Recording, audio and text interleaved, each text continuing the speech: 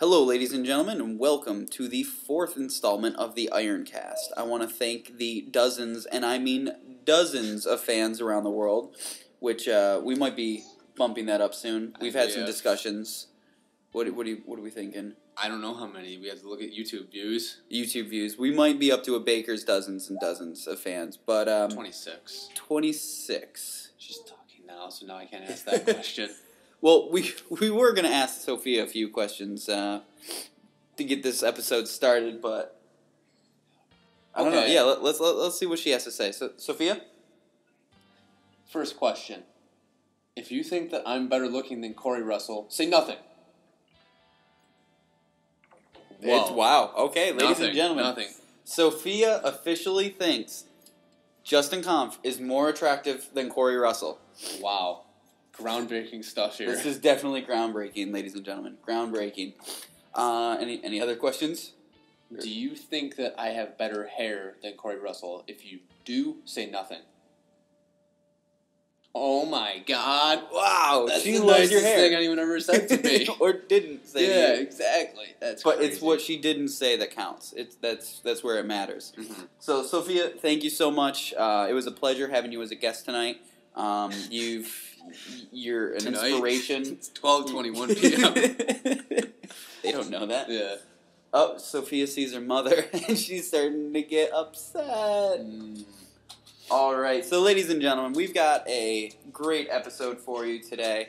Justin, would you like to introduce what we're going to talk about? No. Just kidding, I will. Okay. I wanted to talk about the future of the personal training industry. So, what... Robots. Yes, all robot trainers. Yep. It really puts the personal in personal training, yep. Yeah, I wanted to talk about basically how the personal training career can progress. There's really a lot to offer as a personal trainer. You can offer, one, just simply motivation, getting people to help change their lives, and then coaching them through exercise, which has been proven to, reduce the incidence of like diabetes, heart disease, strokes, almost everything. Would you even say save lives? Yeah, I save lives every day. Nice. Yeah. You prolong the life and prolong the quality of life. You're a modern day hero. Not just modern day. Past, present, future hero. Exactly. But unfortunately, as most people know, that the barrier to entrance to personal training is not high. It's a weekend certification. It might not even be a weekend certification. You can go online. It's a 2-hour online certification. Yeah, pay $69 and answer okay, if someone squats and they die, should you call the ambulance? Something like that. Yeah. Oh, I guess at that point you'd have to call the morgue. You wouldn't even call an ambulance if they died. No, you have to call an ambulance if they're just so straight they up can dead. Pronounce the death. Yeah. Oh, okay. I figured if they were crushed. The morgue is on there. You were very, very aware that their skull was no longer intact. That no, you still got to do it. Okay. Yeah. That's the family's job. But I mean, I'm sure you've seen this too. It's just people that have no idea what they're doing are working with people and trying to teach them exercises. Yeah. Oh, it's awful. It is. Yeah, so ladies and gentlemen, basically what's happening is there's an overinflection of underinformed, quote-unquote, professionals in the field, and it's kind of sullying the name for individuals like myself and Justin who have gone to school. We've taken the time. We've dedicated our lives to this profession. I'm not going to say that I know everything. Justin does, but I don't. Yeah. So it's one of those things where it's disheartening to see somebody who does that online certification, which, don't get me wrong, not everybody that does the online certification is a knucklehead. I've met a couple, that's where they started. They may have dropped out of high school, whatever. They got their certification, and that was kind of like their foot in the door, and then they built off of that. But I think our issue is the people that get that certification and then proceed to maintain a steady, just excellence. They don't try to learn from where they started. Like, I used to work at a commercial gym, and one trainer came over to me, and I was talking to my friend who also has his certified strength and conditioning specialist degree like myself, went to school for 4 years like myself, and we were talking about weight loss, and I don't know, we said something like calorie deficit, and she comes over and she's like, now by calorie deficit, what do you mean? And I actually threw up all over her. And then I kicked her out the door. But no, there was people like that. She was a trainer. She was a certified trainer. She didn't know what calorie deficit meant. Other cases, I see like there was one trainer at the commercial gym I used to work at. He was obese. Everything he did, like my face would melt like in that Indiana Jones movie. Basically, he would have like, I swear, he definitely had one of his clients basically shaking weights like a maraca on a Bosu ball. And I'm like, what is this doing? What is this doing for this human being? So it's making them awesome. Yeah, making them good at, I don't know. Have you seen Euro training? Yes. Oh, man. If you've never YouTubed Euro training, do it. What's his name? Terry Crews. Terry Crews. He's in the Axe commercials. It's perfect. It is the perfect training regimen. If you don't have an extremely elite level of fitness, you probably would never even be watching it. Will probably exhaust you. So just be aware. It's epic. It's awesome. But no, I can say from experience back when I was before I got into fitness and went to school for it. I hired a personal trainer who I thought, I was like, oh man, this guy's awesome. Blah blah blah. In retrospect, looking back. Holy crap, this guy knew nothing. He was just like, all right, do some bench. Then you're going to, do some tricep extensions. Hey, Bert. And then, But it was just like, he had the things that I've learned that have made me the personal trainer or the group exercise instructor that I am today, and that make me really enjoy it, he did none of those things. He basically just read off he could have went to T-Nation, just printed off some random program and oh, here, do this. Yeah. It's no effort, no thought, no personalization. There was no personal training. There was literally only, oh, here's a sheet of paper. Have fun. There was no real correction. He didn't correct me. This is, this was before I really got into it, so I didn't know how to do everything correctly. I was doing things terribly wrong. A lot of habits that I ingrained that I'm still trying to break now, especially with my bench. I have a real issue keeping the elbows in, because when I was doing it, I was way wide. I didn't know what I was doing at the time, and he didn't help me. He didn't correct me. He didn't fix it. Yeah, I'll throw out a stat, one that's completely made up at this very moment, and I would have to say under 10% of trainers are effective. Look at a commercial gym. Look at a trainer doing work with a client. My best guess is they probably couldn't coach that person through a squat. So, and that's actually what worries me. Another thing that worries me is lack of definable lines as to what the trainer does. I actually borrowed, because I let someone borrow my NSCA Essentials of Personal Training book years ago, and I don't know who has it. If you're listening and you have it, I want it back. It could be you, Josh Kim. It could be you. Not pointing fingers. He's definitely pointing his finger at my computer. Yeah. So I don't remember. My computer doesn't have it, I promise. I don't remember. Anywho, I couldn't. I skimmed. Granted, it might be in there, but I would think it'd be the first thing in the book. What is the personal trainer's role? And it was lacking. I didn't see it. I didn't see. Okay, what are we supposed to do? We kind of have a good idea, but where's the gray area? Is the gray area in trying to assess someone's, muscle imbalances? Or should we be doing something to work around any kind of limitation that they have? And that's kind of where I fall. I think that a trainer's job is to, one, motivate the client and help them with lifestyle change. That's huge. That's so deep. If you can be good at that, then you can be an effective trainer. And the other part is effective exercise prescription and coaching and working around any kind of limitations that they have. I don't think that it's our job to fix something. Overcoming some of those limitations. Yeah, a lot of times if you work around a limitation, then that limitation is no longer a limitation. Mm-hmm. So if you have trouble doing a deadlift, and I give you a different exercise like a hip bridge, maybe your glutes and hamstrings get stronger, later you can go to the deadlift. And then it's no longer an obstacle. It's another thing that you can use. It's another tool in your tool belt. In my arsenal. In your arsenal. Yeah. So my concerns are, one, that the barrier to entrance is extremely low. Almost anyone can do it. You can probably, become a personal trainer in a weekend. Mm-hmm.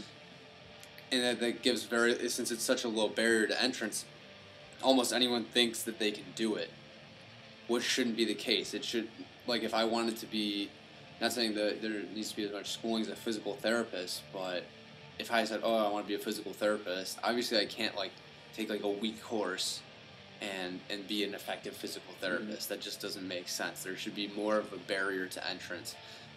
And unfortunately, if commercial gyms keep hiring trainers with weekend certifications, then they're going to keep producing bad trainers who don't get results for their clients and who are, in turn, wasting their clients' time and money.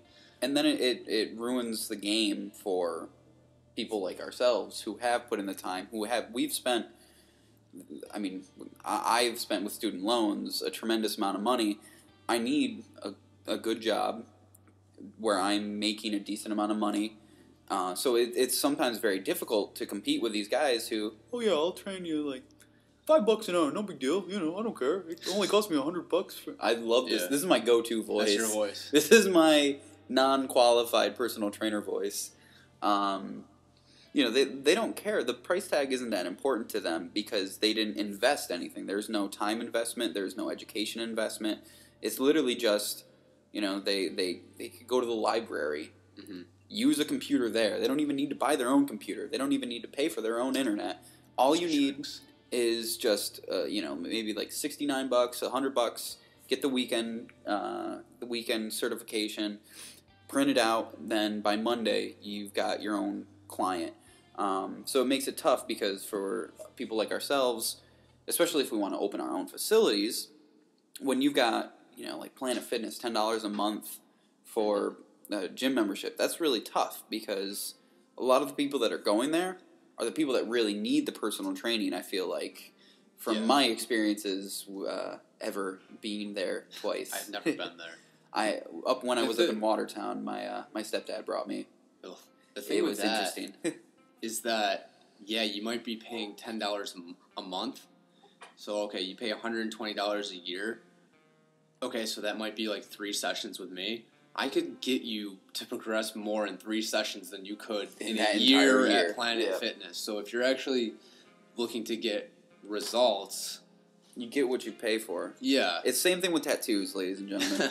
If somebody offers you, I'll do that tattoo for $10, don't do it. Run. Run away. That is going to be a bad tattoo. It's going to blister. It's going to look awful. Personal experience? Actually, not myself. I've been very lucky. I'm very selective with my tattoos, but I've seen some people with some horror stories. Yeah. They thought they were going to get a good deal, and then, they're stuck with this, and now they got to pay for laser surgery to get it removed. Same thing with personal training. If something seems too good to be true, run. It's one of those things and where scream and throw your hands in the air, preferably in circles. Don't go there. But it makes it tough because you've got these people that, to the point I started a long time ago, they give people bad experiences, and in turn, if you look at Yelp, things like that, where people can go online and review things or review people or review services, most of the time that people review things are when they're pissed. I don't go on when I'm super happy with something. The first thought in my head is, oh man, I should tell everybody how awesome this was. My first thought was, wow, that was awesome. I'm really happy. Mm-hmm. And then I go on with my life. If I'm pissed, all of a sudden, same thing with most people, everybody feels like they need to badmouth whatever, that restaurant gave me food poisoning. Everyone needs to know, no one ever go there again. Yeah. Same thing with personal training. If somebody has a bad experience with a personal trainer, they tell all their friends, oh my God, it was terrible. I hated it. It was so hard. He hurt me. I hurt my shoulder worse than I already went in. And now that person never going to hire a personal trainer again because they're completely turned off to the idea. And then their entire circle of friends, whoever they know on Facebook, on Twitter, whatever, they're all going to be like, oh my god, personal trainers are dangerous. I don't want a personal trainer. That's different voice. Yeah, different voice, because this is the uninformed potential client. Yeah. Yeah. No, the terrible personal trainer who hurt the real client is this voice. Yeah. I have lots of voices. That's what happens when you have a child, ladies and gentlemen. You learn tons of voices because you do whatever you can to entertain them. Right, Sophia? Say nothing if that's correct. Whoa. That's correct. That She's is great correct. at answering questions. Yeah. Oh my, she thinks we're so lame. Yeah, we are lame. Yeah. I've seen that face before. Definitely a lame face. Oh my god. Oh, ladies and gentlemen, Sophia Delilah is officially the cutest baby in the entire world. If anyone's looking for a baby model for any products or anything, she is in the modeling business. Starting now. It's official. She's gorgeous. She gets it from her mother. But where were we? We got severely off topic. Well, okay, so we were talking about bad personal trainers. Oh, right. But I think that's one thing that you have to recognize is that, yes, someone who just got a weekend certification probably isn't going to be good. That being said, I don't think that just going to college and just, taking your CSCS necessarily makes you a good trainer either. I think that's that's a great base, but you can't stop there. And that's why things like the NSC or organizations like the National Strength and Conditioning Association make you get continuing education units. Now, what I see with all of these trainers that have their degree, it's not saying that they're going to be bad, and I'm not saying that they're going to be good, but sometimes I feel like they try to work outside their scope. Like a lot of times, okay, let me try to fix this problem. Yeah. And I think that goes to defining the lines of what a trainer does, and I don't think that that's their job. I think that they should be referring out at that point. So you're saying there should be hard lines. There should be no gray area. It's like that falls outside of my scope, that you're now in physical therapist territory. So if someone came in to me with shoulder pain, I wouldn't say, let's see what we can do to fix this. I would say, let's see what we can do to work around this. And then that's if you don't have an understanding. Yeah, go ahead. If you don't have an understanding of how the body works, then you might not be getting that person better. You might actually be getting them worse. So it's important to understand your scope of practice, where your knowledge stops and where you might have to refer out to someone else's knowledge. So that's a big part of it. And another thing, other things that I see are trainers not respecting. Oh, you did not want me to talk about science, but here it comes. Oh boy. Not respecting the scientific process. Boy, science is so awesome. You know what I watch before I go to sleep now? No, not that.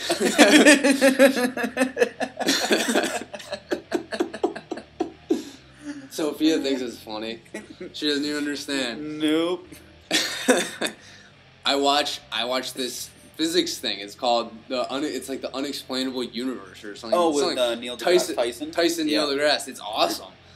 So, science is awesome, and don't think I do love science. I do love science. Yeah, but basically the scientific process would be, and I talk about this all the time with students in my class, is that just because you see something or you hear someone saying something, oh my god, doesn't mean that it's true. So there's a lot of claims out there. What, are you making fun of my science? No, not at all. You're making fun of my science. No, it has nothing to do with your science. Yeah. Just okay, stop it. Just like how I made up that stat there's baby music going on. Sophia's playing guitar. Yeah. Oh. Just like how I made up that stat for maybe 10% of trainers are actually good, which is probably a high. I would still say, let's apply that made-up stat to claims made on the internet. So you might read something on the internet, and I would say probably less than 10% of those claims made on the internet are actually true. So someone might say something on the internet, a trainer might read it, think, oh, this is great, I'm going to try to apply it to my client without actually investigating the validity of the claim, and it's probably nothing. Yeah. So yeah, ladies and gentlemen, did you know that if you drink 8 egg whites right before you work out, you'll actually get 120% more protein synthesis. Hashtag science. Hashtag science. No, I made that up. Yeah. But if you stopped listening after we said hashtag science, you're going to go and you're going to tell your clients, oh my God, start pounding egg whites. Oh my God, this is how this is going to work. It's a new voice. This is Arnold. Get the protein. Did you get the egg yellows in there? Get to the chopper because there's a protein shake on the chopper. Oh, man. But I say this, like in my class, I say, look, you can't, feel free to try things as a trainer. These are people who will be good trainers, but try not to make or say some, wow, I can't even talk. Try not to imply causation from something that you did without sufficient evidence. And I think that, like, if we're looking at things like other health-related careers like dietitians, massage therapists, physical therapists, obviously doctors, all people that deal with health, is that they're all pretty scientifically literate, right? Mm-hmm. So I think that the same should be applied to personal trainers. Can I take that? Sophia, you're making this really hard to be professional. Yeah. It's not even a real guitar. But it's not even real. I agree with what Justin's saying completely. And one thing I think to go along with that is don't ever ask your clients to do something that you wouldn't be willing to do yourself. Sure. I speak all the time during my group exercise classes about how I love doing it with them because I can see just how hard or just how difficult, whatever it is. That way I know if it's too easy, I can pick it up a little bit. If it's too hard, I can slow it down a little bit. So that way I have real-time feedback, which I enjoy. Now, granted, with like a one-on-one or a small group exercise, the small group where you got like 2, 3, 4 people, probably aren't going to be working out with them because you want to be able to give more individual attention, where you're actually watching form, making sure everybody's doing everything to the best of their abilities. But it helps if you know the rigors of what you're doing before somebody else does it. So if you know, oh man, this is going to hurt here, and I know that they have a problem there, so I'm not going to do this. Because if you don't understand completely what you're doing, the movements that you're asking them to do, and they come in with an impingement, they come in with, hip pain, whatever, and you're asking them to do certain things that are going to exacerbate those problem areas because you just ignorance, you don't know that it hurts those places, then you need to, check it out. You need to figure these things out. And that's where, feedback comes into huge. A good personal trainer will be constantly asking, how's that feel? Is that all right? If you've got a personal trainer that just tells you to do something and turns around and checks their cell phone, they're texting away. That's a bad idea. As Jeff Foxworthy would say, you probably have a bad personal trainer. Did he ever say that? Nope. No. Nope. Yeah, and unfortunately some of the really bad personal trainers are too dumb to know that they're dumb. Which is true. It's like they might think that what they're doing is the greatest thing in the world, but looking through the Teen eyes... Nation said it, dude. Yeah, nothing wrong with Teen Nation. There's nothing wrong with Teen Nation. If you know what you're doing, you can go to Teen Nation and it's a wealth of knowledge. If you don't know what you're doing and you go to Teen Nation... I would actually be more afraid of a trainer that didn't know about Teen Nation, to be honest. It's true. Not saying that all their stuff is accurate, but... And that's the beautiful thing, is that everybody has their opinion, and they can throw it on there. They leave comments. This is stupid. Yeah. It's like, oh, well, thanks. I only spent the last 20 years researching this, but whatever, your call. If I spent 20 years researching something, I would not put it on Teen Nation. If I spent a week researching something, then maybe I would. But, oh, yeah. I mean, that's... So where would we go from here for personal trainers? What's the recommendation for how it can be taken seriously as a career? Because honestly, the people that are really, really bad personal trainers, I don't know if they're going away. No. They're not even listening. Yeah, exactly. They're the type that won't even listen to this. Yeah. They don't, like you said, they're too dumb to know that they're inefficient. So what can we do to take the middle of the pack people to higher ground to really see the difference between the really good trainers and the really bad trainers?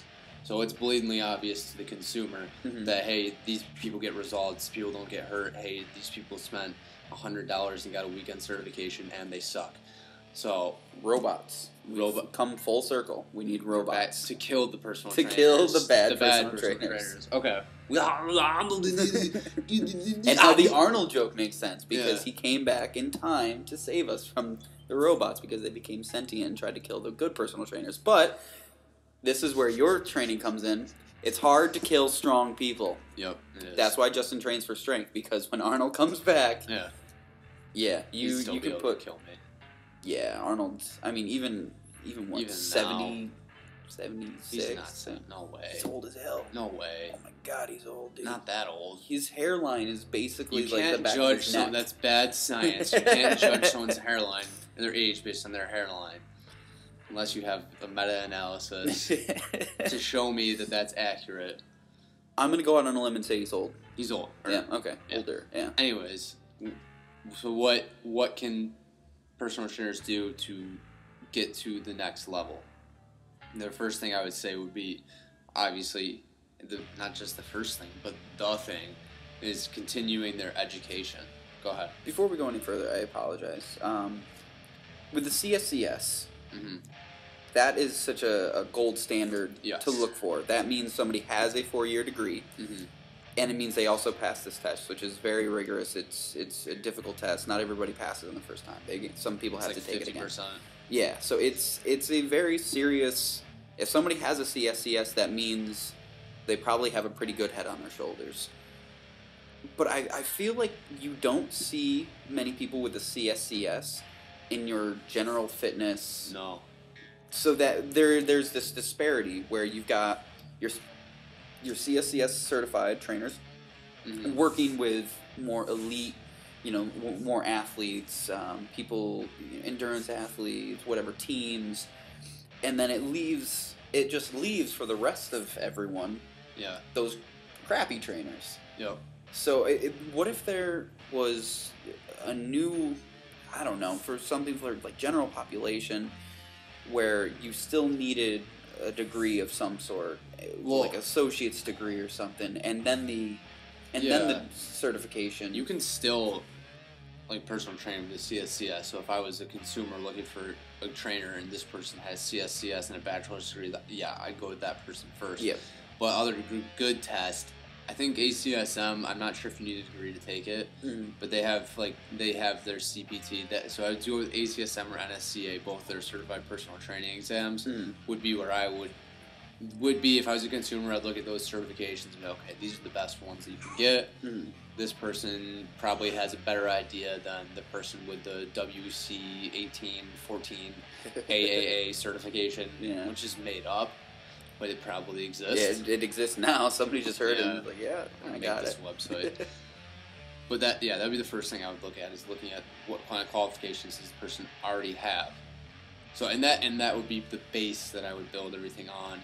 So is this almost coming full circle, where it's not necessarily, we're never going to get rid of bad personal trainers. It's an inevitability. There will always be bad personal trainers. As long as there are... Unless there's an actual law made that said you cannot practice this profession unless you have this degree, unless you pass this standardized test. But even that, again, to go back to tattoo artists, you have to have a certain degree of competence in tattooing. It still doesn't mean that you're a good tattoo artist. Yeah. So I think even then, you might be really good at the test. You might, whatever. You study your butt off. Exactly. You memorized it and forgot it. Welcome to college. But so I think the inevitability here is the fact that there will always be bad trainers. In any profession, you're always going to have bad eggs. Yeah, that's true. So I think what it really comes down to, the future of the personal training business is in the client's hands. True. I feel like if a client is serious and wants the best for themselves, for their family, for their job, whatever, it's your job, it's your responsibility to do your research, to find those people with the CSCS, to find the people who are busting their butts, who are writing, articles for T Nation, who are writing articles for other, the PTDC, the Personal Trainer Development Center, because chances are these people are not you know, your weekend seminar guys that got their certification in 2 hours online or whatever. Chances are those people know what they're doing, and if they don't know what they're doing, they're going to find out because they're doing the research, they're writing the articles, they're bettering themselves, so that way they can in turn make you better.